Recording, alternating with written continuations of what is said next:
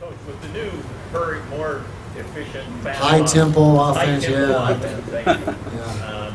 With that, and with the two coordinators, offensive coordinators, who actually is calling the plays? Do they share that duty? How is that? Everything runs through Dennis. You know, Brian has input, obviously, and Brian makes a lot of suggestions and play calls, but everything, Dennis has final say on everything in our offense. Even though they have co-coordinator titles, it's been clearly spelled out. Dennis is the lead co-coordinator. Every decision, every final, everything finally, you know, his final product goes through Dennis. And so he's the guy that is responsible for the bottom line. It's his offense. And it's worked very smoothly so far.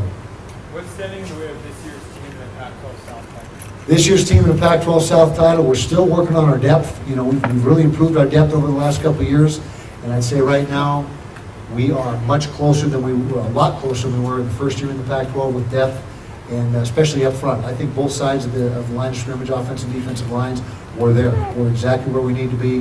We've got a lot of depth, a lot of bodies, and good players. So around the perimeter, we're still trying to catch up. And so that is the, you know, I would say if we can catch up on the perimeter, you know, this year, if our guys continue to improve and get better, and some of these young guys start to make contributions, then we got a chance. And so that's really where the only place we're behind right now, and we're continuing to recruit. It's you know, it's not something that happens overnight. You know, it's a process of getting in 2, 3, 4 good recruiting classes back to back to back, and then having those guys, you know, as juniors and seniors and so forth. Right now, they're all freshmen, redshirt sophomores, but we're getting closer.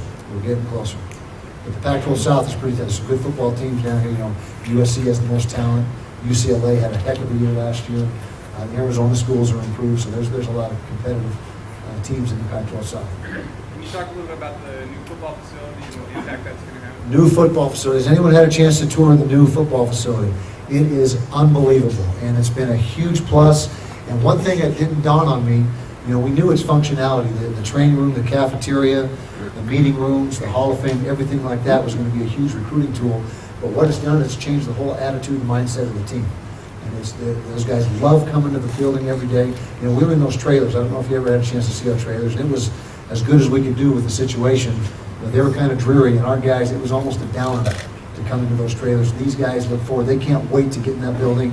Team morale, the spirit of the team, everything is just hands down better than it was last year by a mile. And that's something I didn't anticipate. You know, I thought, well, you know, we got these great new things, you know, we can use them, and of course, you know, the functionality of them is going to be better, but the mindset and the psyche of the team has really been impacted by it. So I'm going to tell you right now, that's been the biggest difference, is the way the players have responded, and really just, they're in there all the time. We've got a players lounge, they're always hanging out together.